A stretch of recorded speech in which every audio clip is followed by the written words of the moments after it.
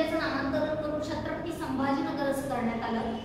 त्यानंतर अहमदनगरचा जर विचार केला अहिल्यानगर असं नामांतरण करण्यात आलं आणि मराठवाड्यातल्या उस्मानाबाद या जिल्ह्याचा जर विचार केला तर उस्मानाबाद या जिल्ह्याचं नामांतरण धाराशिव असं करण्यात आलेलं आहे। मित्रांनो, या सर्व गोष्टीवर आपण लास्ट लेक्चरला चर्चा केलेली आहे। त्यानंतर जर आपण आज महत्त्वाचा भाग घेतो म्हटलं किंवा महत्त्वाच्या भागावर चर्चा करतो म्हटलं तर तो म्हणजे महाराष्ट्रातला प्रादेशिक विभाग। महाराष्ट्रामध्ये एकंदरीत 5 इतके महत्त्वाचे प्रादेशिक विभाग आहेत। त्यांच्या नावाचा जर विचार केला तर मराठवाडा, त्यानंतर पश्चिम महाराष्ट्र, त्यानंतर विदर्भ आणि खानदेश आणि कोकण असे 5 महत्त्वाचे प्रादेशिक विभाग महाराष्ट्रामध्ये आहेत। जर मराठवाड्याचा आपण विचार केला मित्रांनो, बघा मराठवाड्याचा जर विचार केला जो पूर्वी प्रशासकीय विभाग होता आपला छत्रपती संभाजीनगर, ज्याला पूर्वी औरंगाबाद या नावाने ओळखले जात होतो, तोच विभाग म्हणजे आताचा मराठवाडा म्हणजे प्रादेशिक विभागामध्ये त्याचं नामांतरण मराठवाडा असं करण्यात आलेलं आहे। आणि त्या विभागामध्ये जर जिल्ह्यांचा विचार केला तर 8 इतकी जिल्ह्यांची संख्या आहे।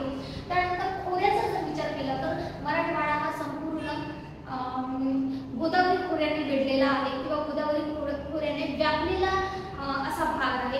यामध्ये जिल्ह्यांचा जर विचार केला तर छत्रपती संभाजीनगर, जालना, बीड, लातूर, धाराशिव, परभणी, हिंगोली आणि नांदेड असे एकंदरीत 8 जिल्हे या विभागामध्ये समाविष्ट आहेत। त्यानंतर जर आपण पश्चिम महाराष्ट्र म्हणजे दुसऱ्या प्रादेशिक विभागाचा जर विचार केला तर पश्चिम महाराष्ट्र हा दुसरा प्रादेशिक विभाग, त्यामध्ये जर कोणत्या जिल्ह्यांचा किंवा कोणत्या भागाचा समावेश होत असेल तर पुणे जो प्रशासकीय विभाग होता किंवा आहे, पुणे हा प्रशासकीय विभाग आहे, तो संपूर्ण प्रशासकीय विभाग पुणे प्रशासकीय विभाग। त्यानंतर नाशिक मधले 2 जिल्हे म्हणजे नाशिक आणि अहिल्यानगर हे 2 जिल्हे आणि हा संपूर्ण पुणे प्रशासकीय विभाग असे एकंदरीत 7 जिल्हे मिळून एक पश्चिम महाराष्ट्र तयार करण्यात आला आहे।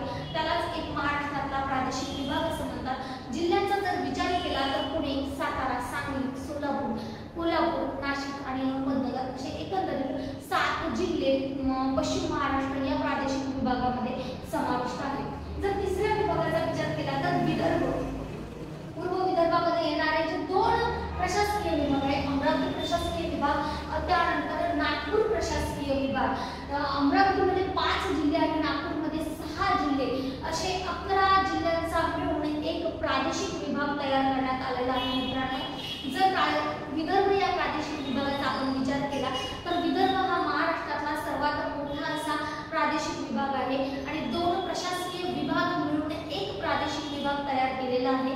यामध्ये जर जिल्ह्यांचा आपण विचार केला तर अमरावतीमधले 5 जिल्हे अमरावती, बुलढाणा, अकोला, वाशिम आणि यवतमाळ आणि नागपूरमधले 6 जिल्हे नागपूर, वर्धा, भंडारा, गोंदिया, चंद्रपूर आणि गडचिरोली असे 6 जिल्हे मिळून नागपूर प्रशासकीय विभाग तयार झाला होता आणि नागपूर आणि अमरावती हे 2 प्रशासकीय विभाग मिळून एक विदर्भ तयार झाला आणि हा विदर्भ आपल्या महाराष्ट्रातला एक महत्त्वाचा प्रादेशिक विभाग आहे। मित्रांनो, त्यानंतर जेव्हा आपण 4थ्या विभागाचा विचार करतो तो म्हणजे खानदेश।